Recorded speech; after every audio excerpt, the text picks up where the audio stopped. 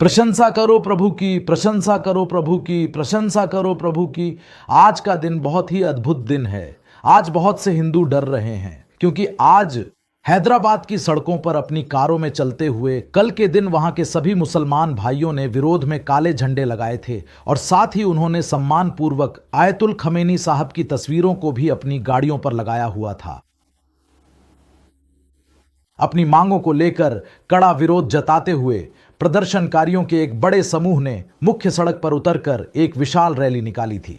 इस दौरान लोगों ने नारेबाजी की और प्रशासन के खिलाफ अपना गुस्सा जाहिर किया। ठीक इसी तरह की स्थिति सिकंदराबाद में भी देखने को मिली, जहां भारी संख्या में लोग सड़कों पर जमा हुए और वहां भी बिल्कुल वैसा ही माहौल बना रहा जैसा कि पहले देखा गया था। अगर हम इस विशिष्ट क्षेत्र की बात करें तो यहाँ न केवल बारद्दे सुमलू की समृद्ध सांस्कृतिक विरासत और उसकी अपनी एक बहुत ही खास पहचान देखने को मिलती है, बल्कि इसके साथ ही यहाँ 3 प्रमुख धर्मों का एक बहुत ही सुंदर और गहरा संगम भी पूरी तरह से मौजूद है। यह संगम न केवल इस पूरे क्षेत्र की प्राचीन धार्मिक आस्थाओं और परंपराओं को जीवंत रूप में दर्शाता है, बल्कि यहाँ की सामाजिक और सांस्कृतिक संरचना को भी एक विशेष और अद्वितीय महत्व प्रदान करता है।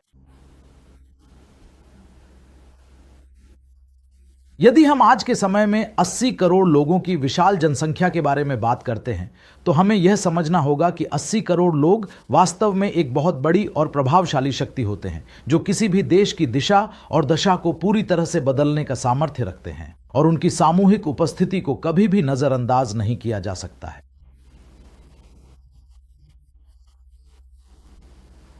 इसका मतलब यह है कि यहूदी धर्म वास्तव में दुनिया का एक बहुत ही छोटा सा धर्म माना जाता है। यह इतना छोटा धर्म है जिसे मुख्य रूप से केवल इज़राइल देश के निवासी और वहां के लोग ही पूरी श्रद्धा से मानते हैं। लेकिन क्या आप जानते हैं कि दुनिया के वे सबसे बड़े धर्म असल में कौन से हैं जिनकी आबादी और प्रभाव बहुत अधिक है?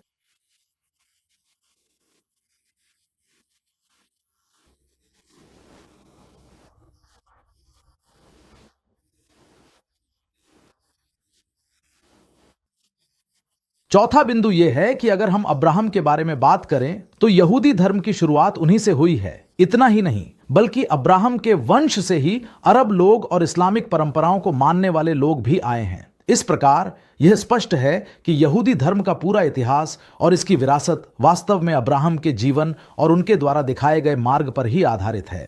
प्रमुख राजा मार्च में ताज पहनते हैं। 3 तारीख को 2026 में आज क्या होता है?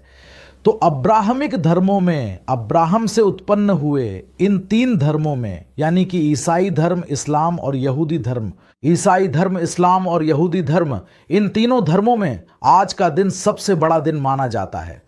आज का दिन कितना बड़ा है? आखिर आज क्या होने वाला है?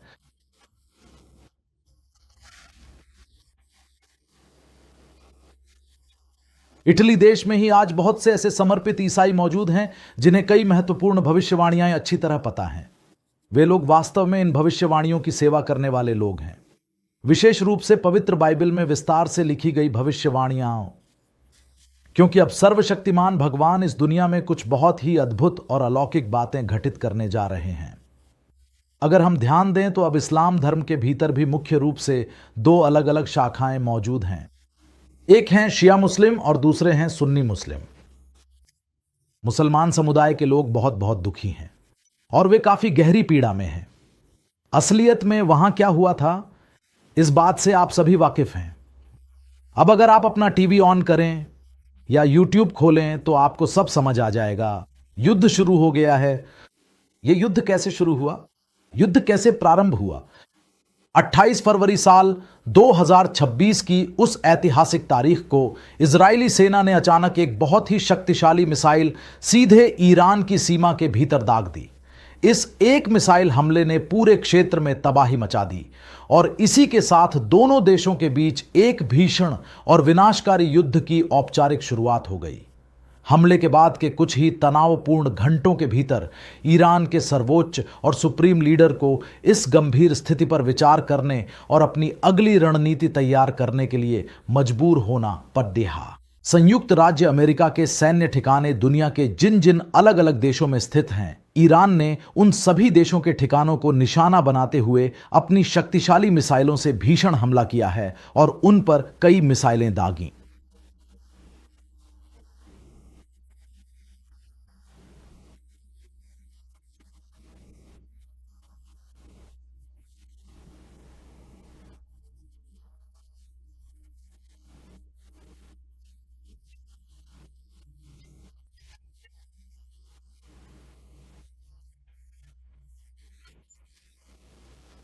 आज रात के इस सुंदर और चमकते हुए चांद को देखना वाकई में एक बहुत ही खास अनुभव है। और इसी के साथ हम एस्तेर के पवित्र ग्रंथ की चर्चा कर रहे हैं। आमतौर पर आप इसे कल या शायद परसों के दिन पढ़ते होंगे, लेकिन आज की बात बिल्कुल अलग है, क्योंकि हम इसे आज ही देख रहे हैं और इसके बारे में विचार कर रहे हैं। इजराइल में भी लोग दिन रात लगातार कुछ ना कुछ पढ़ते ही रहते हैं, और वे अपनी इस आदत को गलती से भी कभी नहीं छोड़ते, बल्कि इसे हमेशा जारी रखते हैं। इस प्राचीन और महत्वपूर्ण ग्रंथ के भीतर हमारे पास कुल मिलाकर 10 विस्तृत अध्याय मौजूद हैं, जिसका अर्थ यह है कि जब इसे पहली बार लिखा गया था तब से लेकर आज के वर्तमान समय तक लगभग 2400 साल का एक लंबा समय बीत चुका है।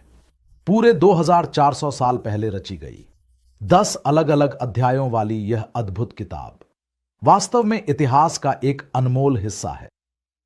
अगर हम उस समय के ऐतिहासिक संदर्भ में देखें तो इजरायलियों के साथ उनका एक बहुत ही विशेष संबंध था। बेबीलोन के शक्तिशाली राजा नबूकदनेजर ने उस देश से सैकड़ों और हजारों की बड़ी संख्या में लोगों को इजराइल से विस्थापित कर दिया था। नबूकदनेजर ने इजराइल के सभी लोगों को बंदी बना लिया और फिर उन्हें बाबुल ले जाकर वहां सुरक्षित रखा। इसके बाद के समय में बाबुल के साम्राज्य पर राजा नबूकदनेजर का शक्तिशाली शासन अपने अंतिम दौर तक चलता रहा और फिर धीरे धीरे नबूकदनेजर के वंश का अंत हो गया। इसके पश्चात महान पारसी साम्राज्य की सेनाओं ने आगे बढ़कर पूरे बाबुल शहर पर अपना पूर्ण अधिकार स्थापित कर लिया। पारसी देश, जिसे आज की आधुनिक दुनिया में हम ईरान के नाम से जानते हैं, वहां के शासकों का यह उदय इतिहास की एक बहुत बद्दी घटना थी। यह पूरी घटना आज से लगभग 2600 साल पहले के प्राचीन समय में घटी थी, जिसमें मैं भी उस दौर की परिस्थितियों का एक हिस्सा था और उन बदलावों को करीब से देख रहा था। प्राचीन काल के महान इतिहास में इथियोपिया के सुदूर क्षेत्रों से लेकर विशाल भारत देश की सीमाओं तक आज के आधुनिक ईरान का साम्राज्य पूरी तरह से शासन करता था। यह एक अत्यंत शक्तिशाली और प्रभावशाली साम्राज्य था, जिसने सदियों तक इन सभी विविध क्षेत्रों पर अपना प्रभुत्व बनाए रखा और एक संगठित शासन व्यवस्था को सफलतापूर्वक स्थापित किया था। इथियोपिया देश, जो अफ्रीका में स्थित है, वहां तक ईरान देश ने शासन किया था। वह विश्व की महाशक्ति थी। आज के ईरान को आप कम आंकना नहीं चाहिए, क्योंकि आज का ईरान वही है। दूसरा महत्वपूर्ण तथ्य यह है कि प्राचीन काल के दौरान ईरान के शक्तिशाली साम्राज्य ने हमारे महान भारत देश के कुछ क्षेत्रों पर भी अपना नियंत्रण और प्रभाव स्थापित किया था। यह साम्राज्य अफ्रीका महाद्वीप के इथियोपिया देश से लेकर पूर्व की दिशा में भारत की सीमाओं तक पूरी तरह से विस्तृत था। ऐतिहासिक दस्तावेजों के अनुसार इस विशाल साम्राज्य के भीतर लगभग 21 अलग अलग प्रांत या प्रशासनिक क्षेत्र शामिल थे, जो उस समय की राजनीतिक व्यवस्था का एक बड़ा हिस्सा थे। बाइबल के पुराने नियम में मौजूद दानियेल की पुस्तक में हमें दानियेल की समाधि और उनके जीवन के बारे में जानकारी मिलती है। इतिहास बताता है कि जब दानियेल की मृत्यु हुई, तब उनके सम्मान में एक भव्य समाधि का निर्माण किया गया था। यह ऐतिहासिक समाधि आज भी ईरान के शूश शहर में मौजूद है, जो प्राचीन इतिहास की गवाही देती है और आज भी श्रद्धालुओं के लिए एक बहुत ही पवित्र स्थान बनी हुई है। आपको इस कहानी को एक बार जरूर पढ़ना चाहिए। इस महान रानी एस्तेर ने एस्तेर की पुस्तक में अपना बहुत बड़ा योगदान दिया है। आपको यह सब अच्छी तरह से समझना चाहिए। जब एस्तेर की यह पुस्तक पढ़ी गई थी, जो लगभग 2400 साल पहले की बात है, तब ईरान के राजा अहश्वेरोश उस पूरे देश पर शासन कर रहे थे। तब उन्हें हामान नामक एक व्यक्ति का बहुत प्रेम मिला। वह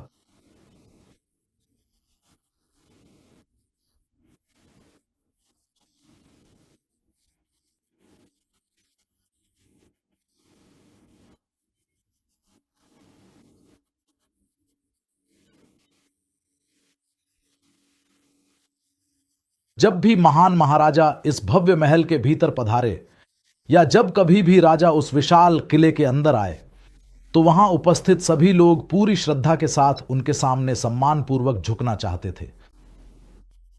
हामान के मन में यह अहंकार पूरी तरह से भरा हुआ था कि हर एक व्यक्ति को उसके सामने झुककर बड़े आदर के साथ प्रणाम करना चाहिए, क्योंकि वह स्वयं को बहुत शक्तिशाली और महत्वपूर्ण पद पर मानता था। लेकिन उसके सामने एक बहुत ही गंभीर और पेचीदा समस्या तब खड़ी हो गई जब वह एक दिन राजा से विशेष भेंट करने के उद्देश्य से राजमहल के ऊंचे और भव्य किले के मुख्य द्वार से भीतर आया तो उसने वहां कुछ ऐसा देखा जिसने उसके मन को पूरी तरह से विचलित और परेशान कर दिया।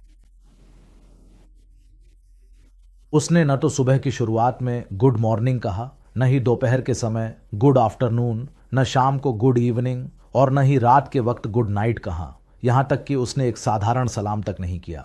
वह बस खामोशी से मुख्य गेट के पास एकदम सीधा खड़ा रहा, जैसे कि वह कोई सख्त सुपरवाइजर हो जो हर आने जाने वाले पर कड़ी नजर रख रहा हो और सबकी गतिविधियों की निगरानी कर रहा हो, बिना एक शब्द बोले।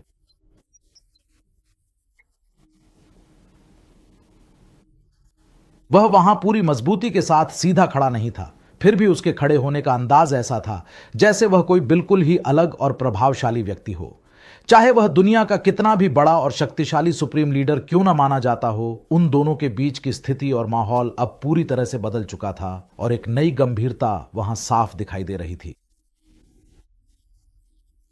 एक, अगर तुम बस गेट के पास खड़े हो तो तुम सिर्फ एक गार्ड हो। हामान एक सैन्य नेता है, वह कुछ भी कर सकता है। तुम्हें पता नहीं क्यों मुर्दुकै को किसी ऐसी सुरक्षित जगह पर ले जाकर अच्छी तरह से छुपा दो जहां कोई उसे देख न सके। उसके बाद मुर्दुकै को उसके हाल पर पूरी तरह से स्वतंत्र छोड़ दो और हामान को बार बार वही एक ही काम दोहराने दो, उसे वही करने दो, बार बार वही वही वही वही वही वही वही वही और लगातार वही करने के लिए उसे पूरी तरह से छोड़ दो। ये एक जनजाति है, ये एक जनजाति है, इनके लिए एक राजा है, उसका नाम अगागू है। ये अगागू उस समय में नहीं है, वह 100 साल से थोड़ा ज्यादा पहले का है। राजा को अगागू कहा जाता है। ये अगागू का राजा इन लोगों को क्या कहते हैं? इन्हें अमालेकी कहा जाता है। ये अमालेकी। नंबर 1, अमालेकियों के प्राचीन इतिहास के बारे में एक बहुत ही महत्वपूर्ण बात यह है कि इजरायली लोग मिस्र देश की भूमि पर पूरे 400 वर्षों के एक लंबे अंतराल तक गुलामी की जंजीरों में जकड़े रहे थे। इसके बाद अमालेकी सेना ने उन मासूम इस्राएलियों को जान से मारने और उनकी अपनी पवित्र भूमि पर अपना पूर्ण अधिकार स्थापित करने के लिए एक अत्यंत भीषण युद्ध छेड़ने के उद्देश्य से उन पर अचानक आक्रमण कर दिया। नबी मूसा पहाड़ की ऊंची चोटी पर चढ़कर, अपने दोनों हाथ फैलाकर और उन्हें ऊपर उठाकर परमेश्वर से निरंतर प्रार्थना कर रहे थे। और जब भी वे ऐसा करते थे तब तब इजरायली सेना युद्ध के मैदान में पूरी तरह से विजयी हो रही थी। उस दिन अमालेकी सेना के लोग बुरी तरह हार गए और युद्ध के मैदान से भाग खड़े हुए। तब परमेश्वर यहोवा ने मूसा से विस्तार से बात की और उससे कहा, हे मूसा, तुम यह सारी बातें जाकर यहोशू को विस्तार से बताओ। मैं इन लोगों को, जिन्हें अमालेकी कहा जाता है, इस धरती के फलक से पूरी तरह समाप्त कर दूंगा। परमेश्वर ने स्पष्ट रूप से यह घोषणा की कि अमालेकियों की स्मृति को मैं इस आकाश के नीचे और इस पूरी धरती पर से हमेशा के लिए मिटा दूंगा। ऐसा वचन दिया गया था। यह अत्यंत गंभीर और महत्वपूर्ण प्रतिज्ञा विशेष रूप से यहोशू को सुनाई गई थी ताकि वह इसे सदा याद रखे। स्वयं सर्वशक्तिमान भगवान ने यहोशू के सामने यह पवित्र वादा किया था कि वे इन शत्रुओं का पूरी तरह से अंत कर देंगे। इसके पश्चात सर्वशक्तिमान परमेश्वर ने अपनी असीम कृपा से शाऊल को इस्राएल के पहले राजा के रूप में चुना और उसे राज सिंहासन पर प्रतिष्ठित किया। जैसे ही शाऊल ने राजा के रूप में अपने शासन की बागडोर संभाली, परमेश्वर ने उसे एक अत्यंत महत्वपूर्ण और गंभीर आज्ञा दी। उन्होंने शाऊल को स्पष्ट रूप से आदेश दिया कि वह अपनी पूरी शक्ति के साथ जाए और उन सभी अमालेकियों का समूल विनाश कर दे जिन्होंने अतीत में उनके मार्ग में बाधा उत्पन्न की थी। उन प्राचीन दिनों की बात है जब अमालेकियों का राजा अगाग हुआ करता था। राजा अगाग ने अपनी विशाल सेना के सैनिकों, अपनी अनगिनत भेड़ों, घोड़ों, गायों और उन सभी अन्य पशुओं की ओर ध्यान से देखा जो उसके अधिकार में थे। तब शाऊल के मन में एक गहरा विचार आया और उसने स्वयं से सोचा, अगर मैं इन सबको, इन घोड़ों, भेड़ों, गायों, पशुओं और सभी अमालेकियों को पूरी तरह से मार डालूं तो आखिर मेरे साथ क्या होगा? सर्वशक्तिमान भगवान मुझसे स्पष्ट रूप से कह रहे हैं कि मुझे इन सबको पूरी तरह से खत्म कर देना चाहिए। उनके पास जो जानवर हैं वे हमारे जानवरों से ज्यादा ताकतवर हैं। उनके पास जो सैनिक हैं वे हमारे सैनिकों से ज्यादा ताकतवर हैं। मैं उनसे लड़ूंगा, उनके कमजोर लोगों को मार डालूंगा और उनके मजबूत लोगों को पकड़कर अपनी सेना में शामिल कर लूंगा। यही शाऊल ने सोचा। लेकिन भगवान ने क्या कहा? भगवान ने कहा, शाऊल, तुम सभी अमालेकियों को मार डालो, बच्चों को, महिलाओं को, पुरुषों को। उसने आदेश दिया कि बच्चों, महिलाओं और उनकी सारी संपत्ति, यानी जो कुछ भी उनके पास था, उन सभी को पूरी तरह से खत्म कर दिया जाए और मार डाला जाए। परंतु शाऊल ने इस कठोर आज्ञा का पूरी तरह से पालन नहीं किया और उसने सभी का विनाश नहीं किया। उसने केवल उन लोगों को मारा जो कमजोर और असहाय थे, जबकि जो लोग शक्तिशाली और मजबूत थे उन्हें उसने जीवित छोड़ दिया और अपने साथ मिला लिया। इस प्रकार शाऊल ने ईश्वर के स्पष्ट आदेशों की घोर अवज्ञा की और अपनी मनमानी की। इसका परिणाम यह हुआ कि उसका वंश आगे नहीं बढ़ सका और उसका पूरा राजघराना वहीं पर हमेशा के लिए समाप्त हो गया। पहला सवाल यह है कि एस्तेर के ग्रंथ में वर्णित उस दुष्ट हामान की वास्तविक मानसिकता और उसका अहंकार क्या था। वह इतना घमंडी था कि उसे किसी का भी सलाम स्वीकार नहीं था और न ही उसे किसी की ताली या प्रशंसा की परवाह थी। वह बस अपनी सत्ता के मद में चूर रहता था। मैं अक्सर सोचता हूं कि जब मैं उस महल के गेट पर खड़ीडिसा होता हूं तो वहां का दृश्य और हामान की वह नफरत भरी सोच कैसी रही होगी जो उसे विनाश की ओर ले गई। क्या तुम सच में ताजगी महसूस कर रहे हो या बस दिखावा कर रहे हो?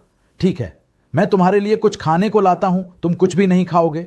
हां, तुम्हें थोड़ी थकान होगी लेकिन पानी नहीं मिलेगा। मुझे यह पसंद है, इसलिए मैं कुछ भी साझा नहीं करना चाहता। ओह, ऐसा है? वह ऐसा क्यों कह रहा है? सब कुछ वैसा ही है ना? ऐसा ही है। ठीक है, मैं समझ गया। तो मैं समझ गया, दुनिया गड़बड़ में है और सब कुछ सही है।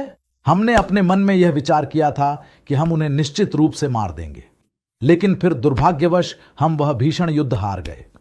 जब राजा सौल अपनी विशाल सेना लेकर हमारे सामने आया, तब भी हमने यही सोचा था कि हम उन्हें मार गिराएंगे, लेकिन फिर हम युद्ध में पराजित हो गए। लेकिन अब हमने उन्हें अंततः खोज निकाला है। हामा यह कहता है कि इजराइल राष्ट्र के सभी लोग, जैसा कि मैंने आपसे पहले भी विस्तार से कहा था, इथियोपिया की सीमाओं से लेकर भारत देश तक फैले हुए सभी 127 अलग अलग प्रांतों और राज्यों में रहते हैं।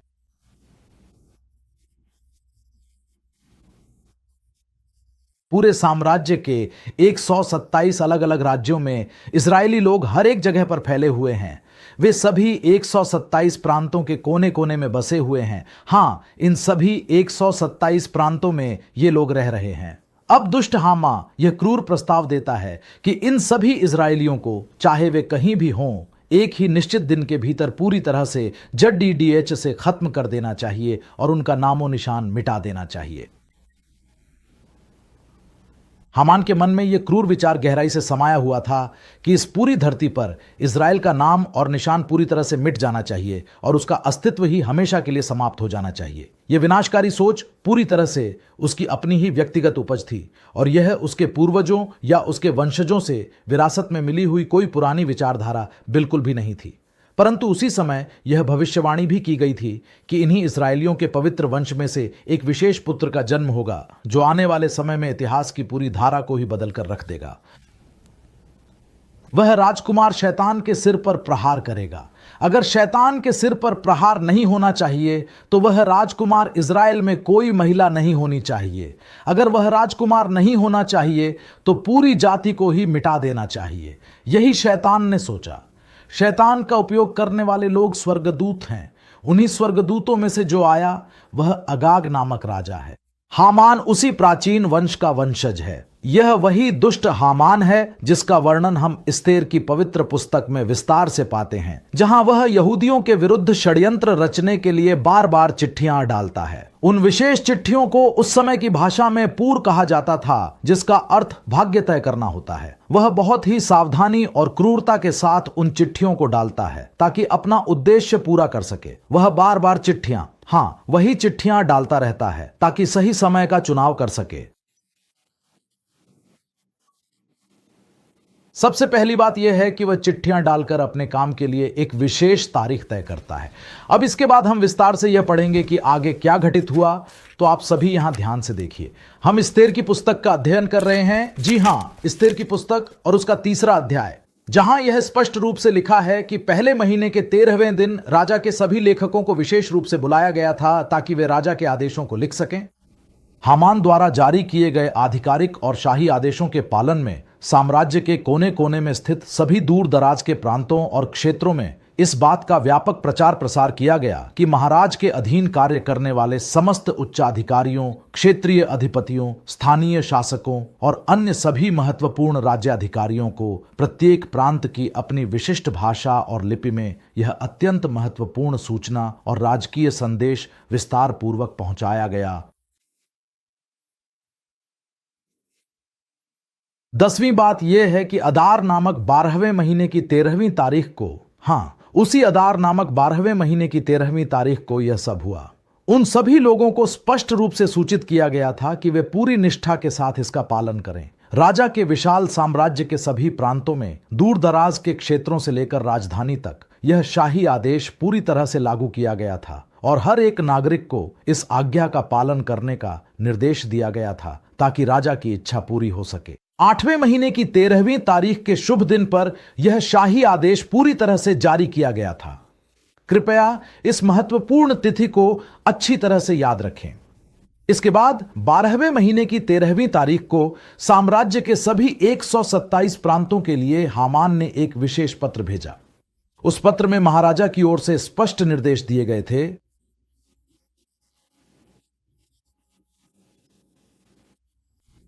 साल के 10वें महीने की उस 12वीं तारीख को, क्योंकि यह 12वीं तारीख वास्तव में शैतान की संख्या के रूप में जानी जाती है। ठीक उसी 12वीं तारीख के दिन इस्राएलियों ने अपने स्वयं के मुंह से इस बात की पूरी तरह से घोषणा की कि वे उन सभी 27 प्रांतों के पूरे विस्तार में कहीं भी मौजूद हो सकते हैं।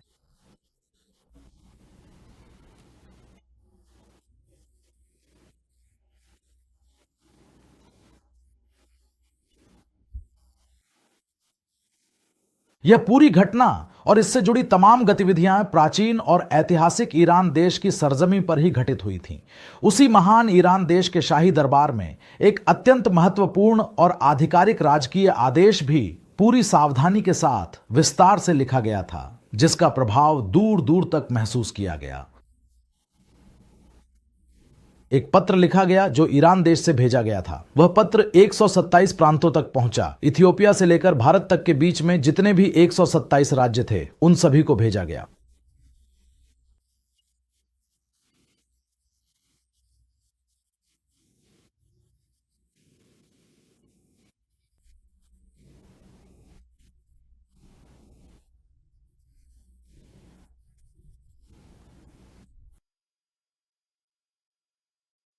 आखिर ईरान के बारे में दुनिया भर में इस तरह की बातें क्यों की जाती हैं? इसके पीछे के असली कारण क्या हैं?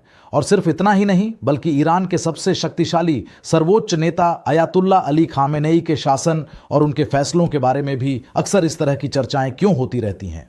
हमें यह समझने की जरूरत है कि अंतर्राष्ट्रीय राजनीति में ईरान की भूमिका को लेकर इस तरह के गंभीर सवाल बार बार क्यों उठाए जाते हैं। आखिर इसके पीछे क्या वजह थी कि उन्होंने इस तरह से मारने का फैसला किया? क्या आप इसके पीछे छिपे असली कारणों और पूरी कहानी के बारे में विस्तार से जानते हैं? यह पूरी घटना वाकई में बहुत ही अजीब और बेहद अद्भुत तरीके से घटित हुई थी। अगर हम बात करें अयातुल्ला खामेनेई की या फिर ईरान के किसी भी बड़े प्रभावशाली नेतृत्व की, तो यह पूरा मामला काफी पेचीदा और गहरा नजर आता है, जिसके बारे में दुनिया को शायद पूरी जानकारी नहीं है। इस पूरी धरती पर इजराइल नाम की कोई भी जगह बिल्कुल भी नहीं होनी चाहिए।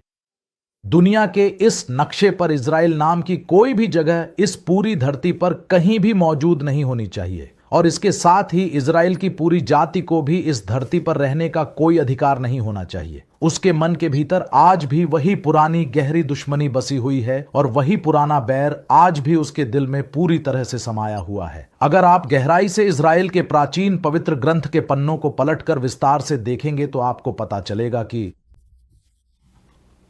वह इस समय यूरेनियम को पूरी तरह से शुद्ध करने की प्रक्रिया में लगा हुआ है। वह लगातार यूरेनियम को शुद्ध करने के काम में जुटा हुआ है। लेकिन सवाल यह उठता है कि आखिर वह इसे इतनी मेहनत से शुद्ध क्यों कर रहा है? इसका मुख्य कारण यह है कि एक बार जब इसे शुद्ध कर लिया जाता है और यह पूरी तरह से समृद्ध हो जाता है, तो वह इसका उपयोग विनाशकारी परमाणु बम बनाने के लिए करना चाहता है। यह व्यक्ति कोई और नहीं बल्कि ईरान के सर्वोच्च नेता आयतुल्ला अली खामेनेई हैं। विनाशकारी परमाणु हथियारों और बमों के निर्माण के लिए ही अब वह अपनी पूरी शक्ति और संसाधनों के साथ विकास के ऊपर अपना पूरा ध्यान केंद्रित कर रहा है। वर्तमान परिस्थितियों में देश के भीतर ईरान के सर्वोच्च धार्मिक और राजनीतिक नेता, ईरान के सबसे शक्तिशाली सर्वोच्च नेता, ईरान के प्रभावशाली सर्वोच्च नेता इस पूरे मामले पर बहुत ही गंभीरता के साथ विचार कर रहे हैं और भविष्य की रणनीतियों को तैयार करने में जुटे हुए हैं।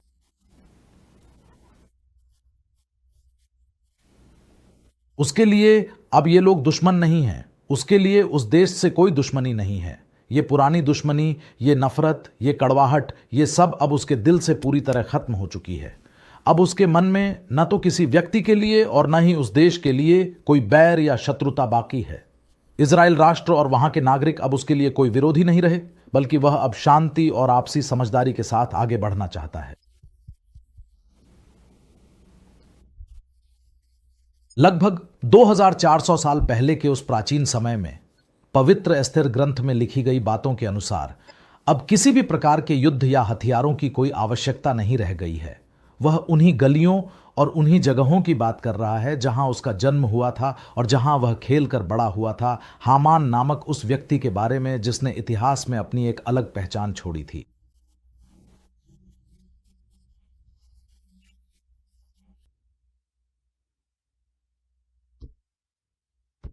हामान, मेरी बात ध्यान से सुनो। ये जो लोग तुम देख रहे हो, इनके व्यवहार और चरित्र को गहराई से समझने की कोशिश करो। ऐसे व्यक्तियों को समाज में ऊंचा स्थान देना या उन्हें चैंपियन के रूप में प्रस्तुत करना बिल्कुल गलत है। तुम्हें यह समझना होगा कि जो लोग दूसरों के लिए सही उदाहरण पेश नहीं कर सकते, उन्हें कभी भी नायक का दर्जा नहीं दिया जाना चाहिए। इसलिए मैं तुमसे कह रहा हूं कि रुक जाओ और उसके जैसे स्वभाव वाले किसी भी व्यक्ति को चैंपियन बनाने की यह बड़ी भूल मत करो, क्योंकि यह भविष्य के लिए हानिकारक हो सकता है। नंबर 1 पर यह सवाल आता है कि क्या यह चीज सामान्य ईरानी नागरिकों के घरों के भीतर मौजूद है, या फिर क्या यह ईरान के सबसे शक्तिशाली व्यक्ति यानी वहां के सुप्रीम लीडर के संरक्षण में है? क्या यह सीधे तौर पर आयतुल्ला अली खामेनेई के निजी अधिकार क्षेत्र में रखा गया है? और क्या वह वास्तव में इजराइल देश के खिलाफ अपनी कड़ी और कट्टर विचारधारा रखते हैं? यह कहानी की शुरुआत नहीं है। इजराइल नाम धरती पर पैदा होने के समय से ही, इजराइल नाम की जाति धरती पर पैदा होने के समय से ही, बहुत समय से इंसानों की तरह पैदा होने के समय से ही, बहुत समय से इंसानों के रूप में इजराइल जाति को नष्ट करने के लिए शैतान ने बहुत कोशिशें की हैं।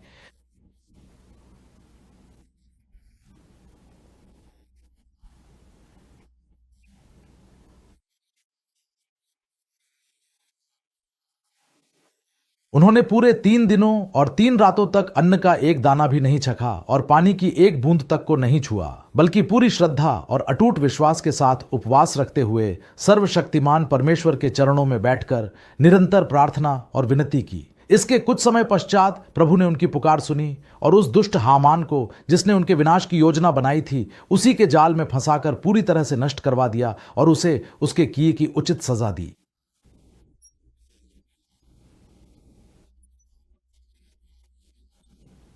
एक जिसे मारने की योजना बनाई गई थी, वही हामान मारा गया। हामान के 10 बेटे भी मारे गए। हामान के पक्ष में जो भी लोग थे, वे सभी उसी ईरान देश में थे।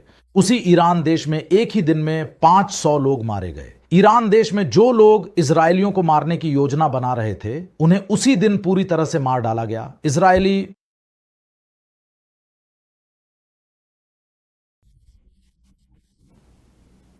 8वां बिंदु यह है कि इसी विशेष अवसर को यहूदी परंपरा में पूरीम के नाम से जाना जाने वाला एक बहुत ही महत्वपूर्ण त्योहार कहा जाता है।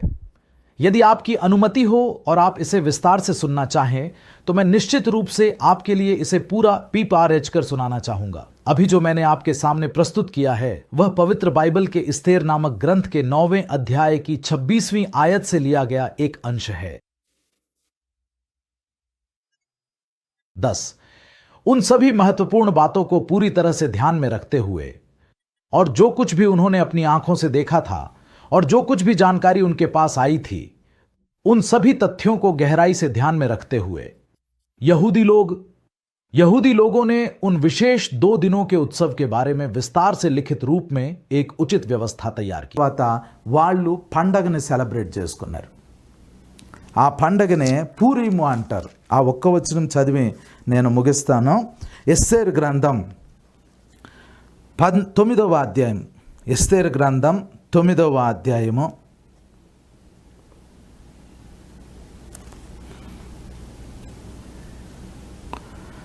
26వ వచనం చదువుతున్నాను. కావున ఆ దినములు పూరు అను పేరును బట్టి పూరీము అనబడెను. ఈ ఆజ్ఞతో రాయబడిన మాటలన్నిటిని బట్టి ఈ సంగతిని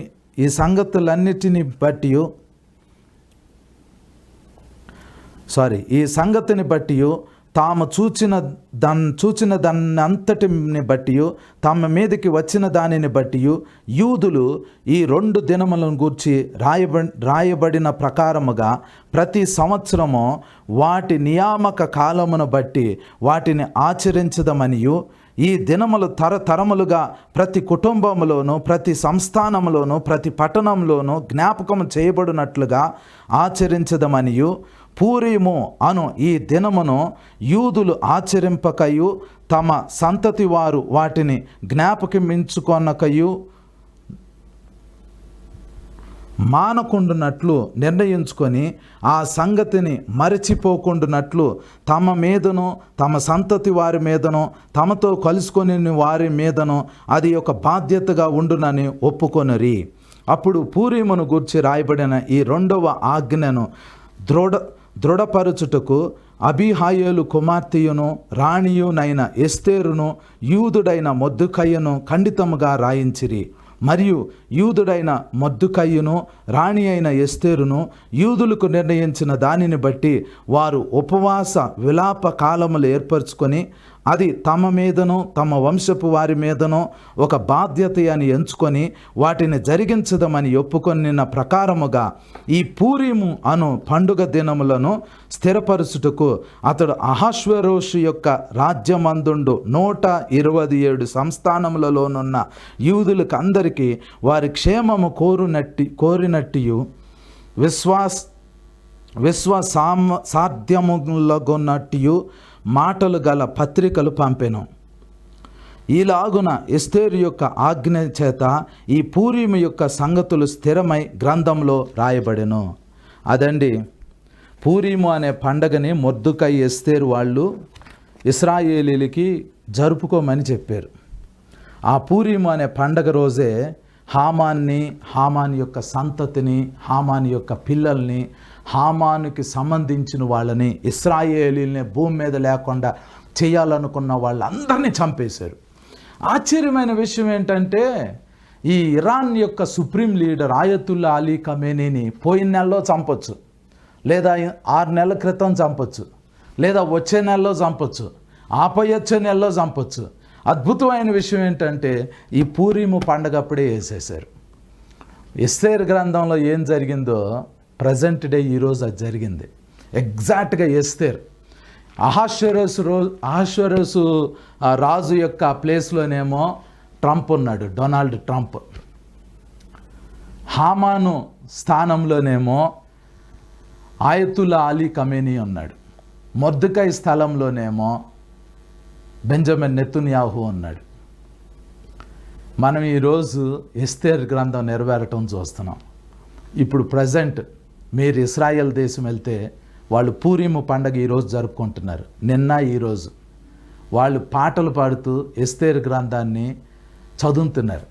నాకు వ్యక్తిగతంగా ఆశ్చర్యం కలిగించేది ఏంటంటే ఎప్పుడో 2400 సంవత్సరాల క్రితం జరిగిన కార్యము మళ్ళీ 2400 సంవత్సరాల తర్వాత ఎగ్జాక్ట్గా అదే విధంగా అదే స్థలంలో అలాంటి వ్యక్తులతోటి జరగటము, అదే డేట్లో జరగటము, క్యాలెండర్లో అదే పూరీము పండగ అప్పుడు జరగటము నాకు నిజంగా ఆశ్చర్యం కలుగుతుందండి.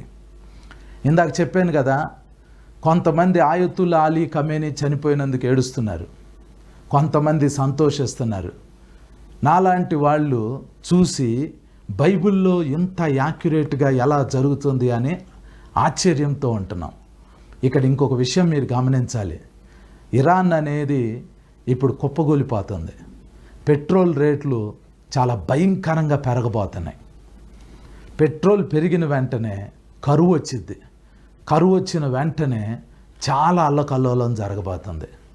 ఈ మిడిల్ ఈస్ట్లో జరిగే యుద్ధం ప్రపంచం మొత్తానికి కరువు దినాలని తీసుకురాబోతుంది. దేవుని బిడ్డ, మనం చివరి దినాల్లో ఉన్నాం. సంఘం ఎత్తబడే దినాల్లో ఉన్నాం. బైబిల్లో ఏ ప్రవచనాలు రాయబడినాయో అవి నెరవేరుతున్న కాలంలో ఉన్నాం. ఇప్పుడు మనము దేవునికి నమ్మకస్తులంగా, దేవుణ్ణి వెంబడించే వారంగా మనం ఉండకపోతే జీవితంలో మనం సరి చేసుకోలేం. అట్టి కృప దేవుడు మనల్ని సరి అయిన మార్గంలో మనం నిలబెట్టేటట్లు దేవుని ఆత్మని మనం అడిగి ఆ కృపను పొందుకుందాం. అట్టి కృప పరిశుద్ధాత్మ దేవుడు మనందరికీ దయచేయునుగాక. ఆమేన్.